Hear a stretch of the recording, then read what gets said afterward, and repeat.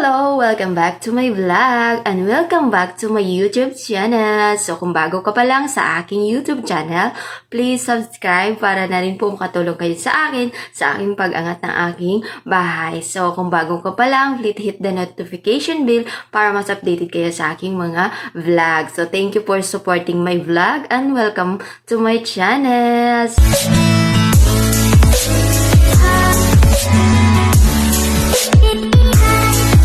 So, actually guys, for today's video, ang gusto ko pong gawin is i-share sa inyo kung ano yung ginagamit ko tea, and of course, itong Bio tea. Ito yung BioFit tea. Ito po yung ginagamit kong tea dahil nabasa ko nga sa past na video ko about sa pag-exercise ko, kung gumagamit ba ako yan ng slimming tea. And of course guys, hindi naman talaga siya slimming tea kasi kung nagtiti ka lang din naman or nag-inom ka ng mga anumang tea, kasi herbal naman talaga ang tea, unsafe naman talaga siya, lalo na kung ikaw ay constipated, lalo na yung mga mahihirap mag-pops, yun ganon. So, para sa inyo to. So, and of course, ito, guys, ito yung ginagamit ko once a day, okay? Together na nag-exercise ako minsan twice a week or minsan kapag sobrang busy, once a week or minsan nga isang busy sa dalawang linggo.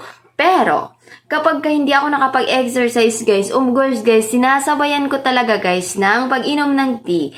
Ang tamang pag-inom ng nito guys is gabi lang talaga. Okay? Wag na wag po kayong mag-inom ng araw. Kung hindi, titira ka talaga kayo sa toilet. Okay? So, ayan guys, ito, ang tamang pag-inom nito is sa gabi lang talaga siya para hindi kayo titira sa toilet. So, ito guys, kumain kayo ng gabi, yung last food ninyo sa gabi or basta last food guys is pwede na kayong magpakulo ng tubig or kapag meron na kayong mainit na tubig, of course, meron naman talaga halos lahat, di ba? So, common na yon. So, maglagay kayo ng isang sachet nito sa glass or sa mug ninyo kung saan kayo nagkakapi and then, inumin nyo siya before bedtime. Yun po yung tamang pag-inom nito para hindi po masasakit yung tiyan nyo or titira kayo sa CR. So, ay, yung pusa ko guys. So, pagkagising nyo sa umaga, doon pa lang po kayo mag-toilet guys. So, ayan, hindi po siya for me. Kapag nagkamali ka dito guys, na paggamit is doon yung sasakit yung tiyan mo. And of course, guys, disclaimer lang po guys, hindi po ako expert.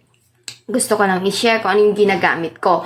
Alam ko, basahin nyo ng maigi kung anong nakalagay dito dahil bawal po siya kapag mayroon kayong mga problems sa mga bituka or what, okay? Basahin nyo po guys, wag po kayo basta-bastang gumagamit. For me naman, kung wala ka nang problem na like sumasakit palagi yung tiyan mo, ay okay lang po siya. So, for me, is disclaimer, hindi po ako expert. Ito lang ay i-share ko na ginagamit ko based sa experience ko for myself, guys. So, dito talaga ako nag-loss ng weight, guys, from 70 plus down to 50 plus, okay?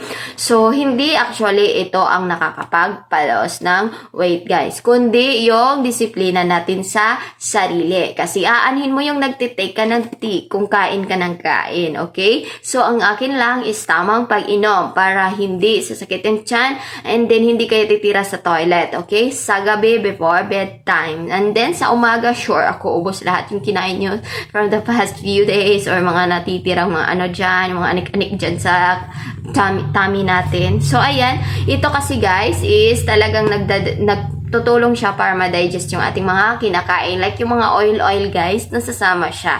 So, para sa akin, maganda talaga kasi ako talaga is, kapag hindi ako umiinom kasi nito before, umabot talaga ako ng 5 days, bago mag-toilet. Alam mo yun? Wiwi lang ako ng wiwi, tapos hindi ako makapag-poop. So, ayan, sobrang tigas and mahirap. So, kailangan kong gumamit nito, guys. So, yun nga, guys. So, basta, kapag kayo nagda-diet, kung gusto nyo mag-diet, gusto nyo pumayat, nakakatulong siya guys. Kasi nagtutulong siya, nagpapadigest sa kinakain natin. Of course, hindi porket guminom tayo nito ay papayat tayo. Dahil tuwing umiinom tayo nito, mas lalo tayong tataba kapag kain tayo ng kain. Bakit? Ginugutom tayo nito. Kaya ang sinasabi ko is sa gabi lang siya pwedeng inumin para pag umaga, pwede nyo i-control ang inyong kinakain. So, wag kayong uminom ng araw nito dahil sure ako after nyo is kain kayo ng kain, tapos titira kayo sa toilet. So, yun lang guys. Ito yung ginagamit ko. Ayan, guys. I-share ko na sa inyo. Ayan. Yan yung ginagamit ko, guys. So, ayan. So, sa mga nagtatanong sa akin dun sa past video ko, ito na yun, guys. Di-reveal ko na kung ano yung ginagamit ko. Ito talaga ang ginagamit ko, guys, from 2019. Kasi, guys, tabain talaga ako, guys. Sa totoo lang, tabain ako, guys. So, kapag nag-skip at or nagtudo kain ako, guys, at hindi ako mag-digest, guys, talagang tataba ako ng tataba, guys. At napaka-easy sa akin, guys. Dahil bata pa lang ako, tabain talaga ako. At wala namang problema doon.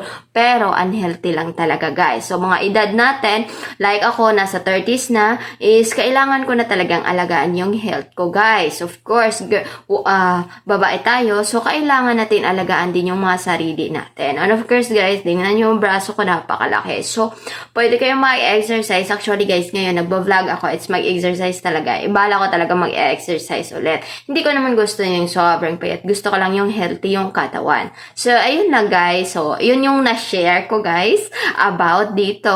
So, ayan. Ito yung na-share ko about dito sa iniinom kong tsaa or tea. So, thank you guys for supporting my vlog. Thank you for watching sa aking vlog. Thank you so much. Bye-bye.